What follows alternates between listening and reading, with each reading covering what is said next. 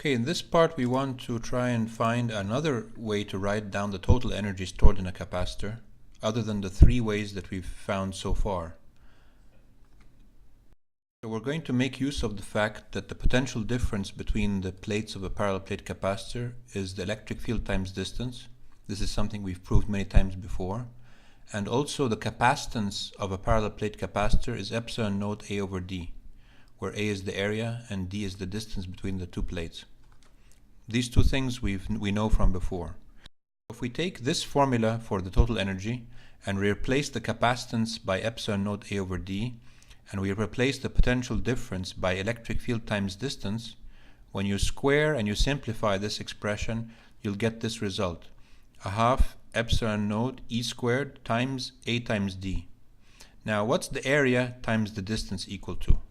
What is this quantity? This is just the volume of the capacitor.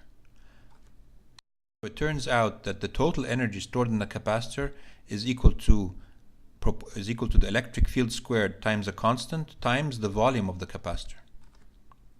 So this is the final result that we got for the total energy in terms of the electric field. It's proportional to the electric field squared and it's proportional to the volume of the capacitor.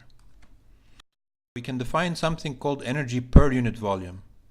If we divide the total energy by the volume of the capacitor, what's left over? What's left over, we can call it the energy per unit volume, and we can see that it's just this quantity.